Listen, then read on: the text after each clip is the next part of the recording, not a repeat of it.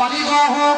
আল্লাহ পাক বলবেন দুনিয়াতে অল্প পানির প্রয়োজন হলে বেশি পানি ব্যবহার করেছো, আমি আল্লাহ কিছুই বলি না, কিন্তু কিছুই বলি নাই।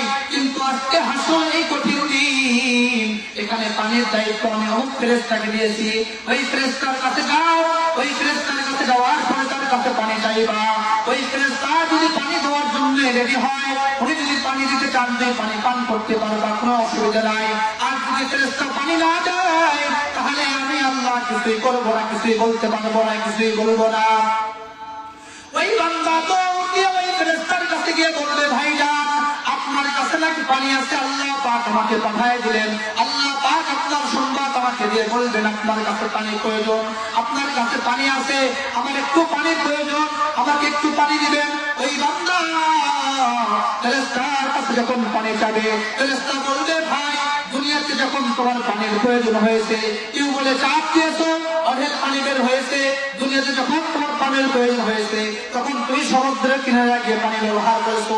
দুনিয়ায় যখন পানির প্রয়োজন হয়েছে, মরুরের সেই মাত্র পানি বের হয়েছে। কিন্তু দুনিয়ার নিজাম ছিল ভিন্ন। এখানে আজিমের ভিতরে, এখানে জান্নাত জাহান্নামের ফয়সালা হবে। এই হাসরের কঠিন দিন, এর নিজাম হলো ভিন্ন। দুনিয়াতে আল্লাহ পাক এমনিতেই পানি দিয়েছিলেন, কিন্তু এখানে আল্লাহ পাক এমনিতেই পানি দিতে নিষেধ করেছেন। এখানে পানি কিনে নিতে হয়। দুনিয়াতেও কিছু জায়গায় পানি কিনতে হতো, কিন্তু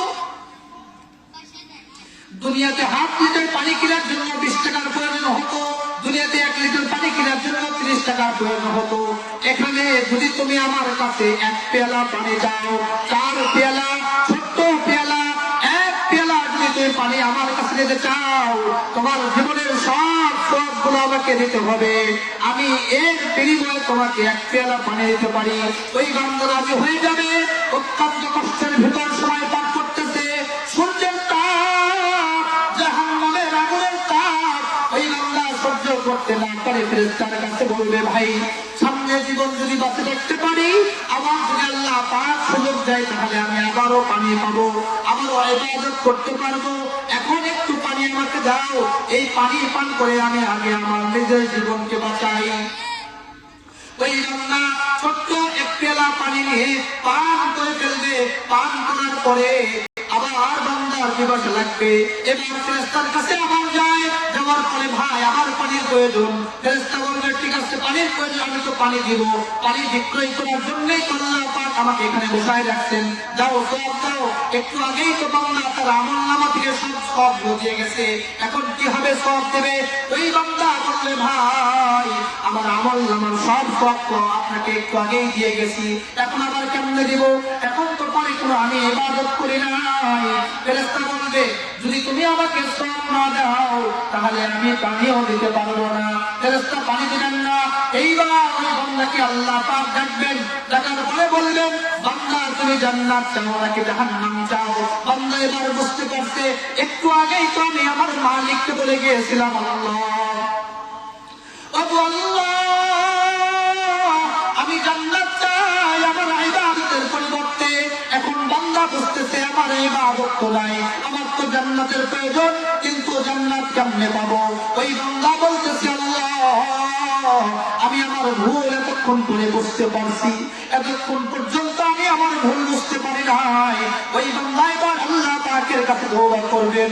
বান্দা বলবেন, আল্লাহ একটু আগেই তুমি বলে গিয়েছিলাম যে আমি জান্নাত চাই আমার ইবাদতের বদলা হিসেবে, এখন আমি বলতেছি আল্লাহ ইবাদত দিয়ে জান্নাত পাওয়া যাবে না। তার কারণ দুনিয়াতে অল্প কিছুদিন হায়াত পেয়েছিলাম, 60 বছর 70 বছর হায়াত পেয়েছিলাম। দিনের শুরু থেকে নিয়ে শেষ পর্যন্ত কত গ্লাস পানি পান করেছি তার কোনো হিসাব নাই। তোমার দেওয়া গাছ, তোমার দেওয়া মাঠ, তোমার দেওয়া ফুল মাঠ খেয়ে আমি বড় হয়েছি, আল্লাহ তোমার দোয়া রিজিকে আমি বড় হয়েছি, কোনদিন হিসাব দিতে হয় নাই। কিন্তু এখানে হাসরের মাঠে মাত্র 1 পেয়ালা পানি পান করেছি। 1 পেয়ালা পানির জন্য আমার জীবনের সব সবগুলো দিতে হয়েছে। আমি বুঝতে পারছি তোমার রহমত ছাড়া নাজাত পাওয়া সম্ভব নয়। এজন্য আল্লাহ আমি তওবা করতেছি, আর কোনোদিন কোনো ভুল করবো না। আল্লাহ আমার ভুল বুঝে আসছে, আল্লাহ আপনি আমার তওবা কবুল করেন, আমার ভুলকে আপনি কবুল করেন, আমার তওবাকে আপনি কবুল করেন, আপনি আমাকে মাফ করে দেন। আল্লাহ পাক ওই বান্দার ভুলকে ক্ষমা করে দিয়ে ওই বান্দাকে আমাদেরকে নিজের অনুগ্রহের কারণে, নিজের রহমতের কারণে, নিজের দয়ের কারণে আল্লাহ পাক জান্নাত দান করবেন। সকলেই বলেন সুবহানাল্লাহ।